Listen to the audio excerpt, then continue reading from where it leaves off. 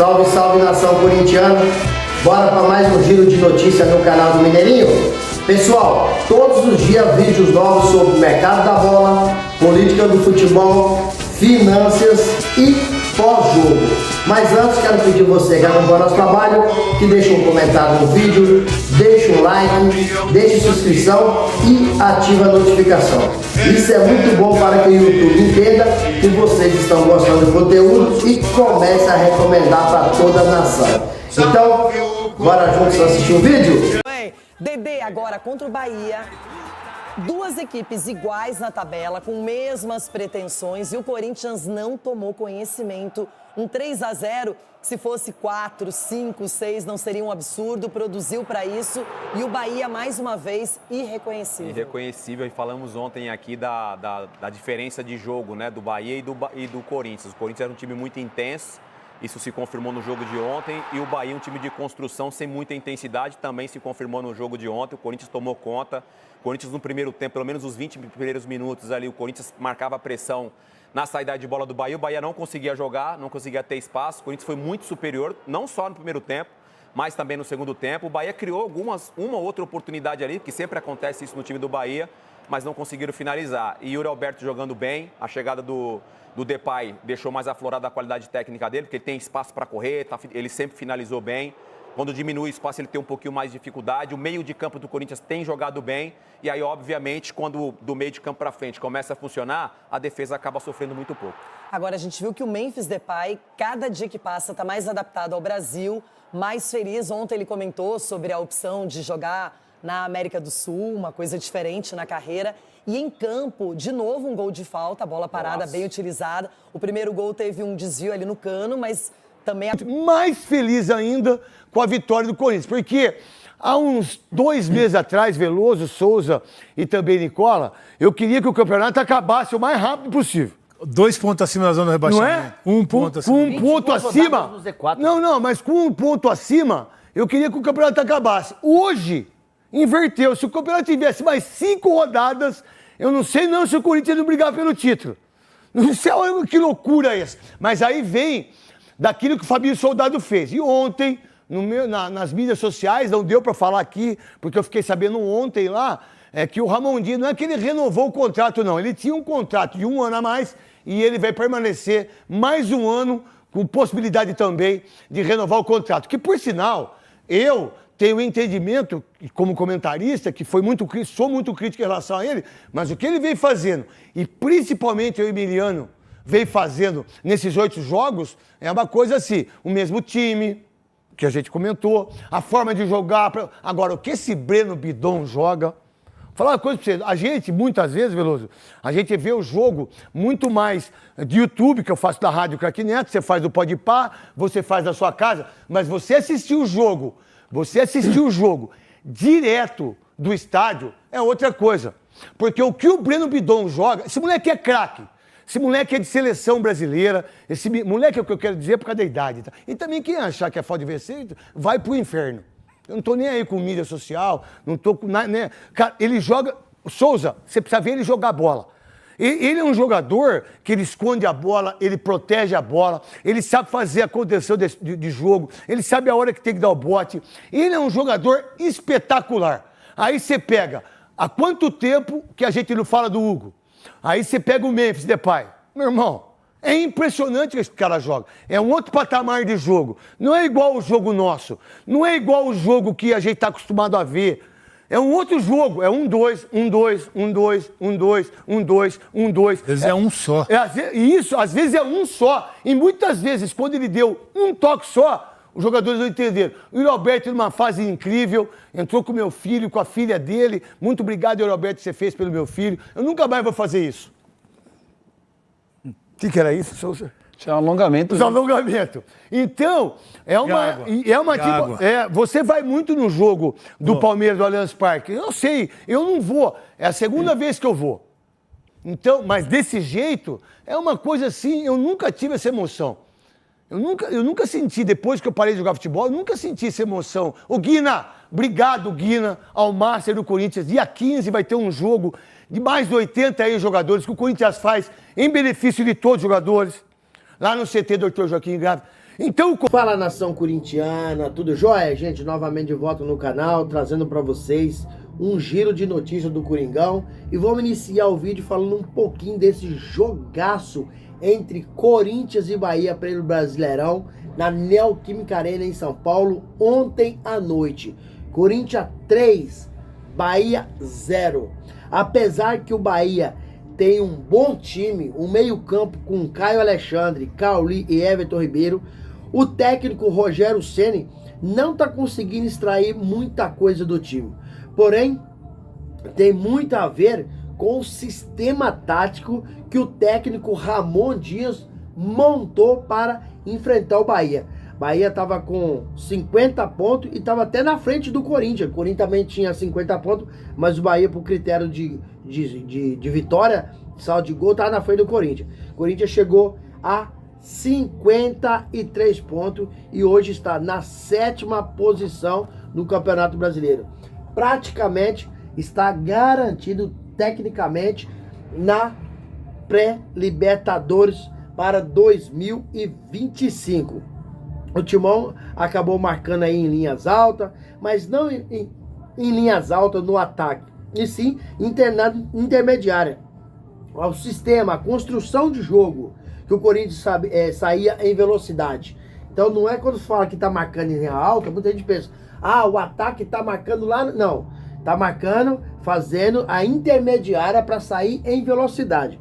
O meio campo do Corinthians, acho que agora o técnico Ramon Dias acertou e acertou perfeitamente, porque André Carrillo, Bruno Bidon, que tem apenas 19 anos de idade, e Ranieri, e fazendo ali a meiuca com o Garro, fizeram um meio de campo capacitado, técnico formidável. O Timão com o Bruno Bidon criou uma postura no meio de campo. O garoto não parece que tem 19 anos. Quando o técnico Ramon Dias chegou ao Corinthians, ele não estava utilizando o Bruno Bidon. Mas hoje, o Bruno Bidon, ele é titular absoluto. Talvez seja porque ele não conhecia o elenco direito, estava chegando, fazendo algumas experimentações, né? Aí punha um, punha outro. Para mim, o Bruno Bidon joga muito mais que José Martínez. E esse André Carrillo, cara, a maioria das bolas em velocidade, construção de jogo, virada de jogo, passa pelo pé do André Carrillo. O cara joga demais. Eles fizeram um meio de campo sensacional e o Corinthians agora tá colhendo fruto. Mateuzinho e Bidu também jogou muito nessa partida de ontem. Quem não foi muito exigido foi o goleiro Hugo Souza. Ainda bem, né? Ainda bem. Mas em várias circunstâncias o Hugo Souza salvou o Corinthians. Se o Corinthians chegou até uma semifinal da Copa do Brasil, até uma semifinal da Sul-Americana, tem que agradecer muito esse goleiro, porque é muito bom de verdade, é um cara muito corintiano, apesar de não ter nascido no terrão, mas vibra, comemora e hoje tá, assim, ambientado no Corinthians, muito satisfeito no Corinthians. O Corinthians acabou fazendo a sua contratação de forma definitiva, porque ele estava emprestado e agora o goleiro, o arqueiro nosso, vai ter a oportunidade, a tranquilidade para fazer um trabalho cada dia melhor. Quem não apareceu tanto no jogo de ontem, pelo menos foi a minha opinião, é o Rodrigo Garro. Ele não apareceu muito. Porém, ele fez 2 lançamentos incríveis, cara. Primordial. Um foi pro Memphis Depay e o outro foi pro Carrillo. O cara tem uma inteligência, uma visão. Ele enxerga o jogo como ninguém. Também passou por dificuldade no Corinthians, mas hoje o cara tá jogando demais. Olha um dado que eu tô trazendo pra vocês aqui, ó. Em 9 jogos, Yuri Alberto e Memphis Depay participaram de 17 gols no Corinthians. Isso é surreal, isso é incrível, é sensacional. Então, o Memphis Depay, ele mudou o Corinthians após sua chegada, tanto com gols quanto com assistência. E ontem, cara, o homem marcou um gol extraordinário. Que golaço foi esse de Memphis Depay pela esquerda em uma cobrança de falta. Ele acabou jogando o goleiro do Bahia, Adriel, para dentro do gol. Que pedrada, que pancada. Levou o estádio, levou a Fiel à loucura.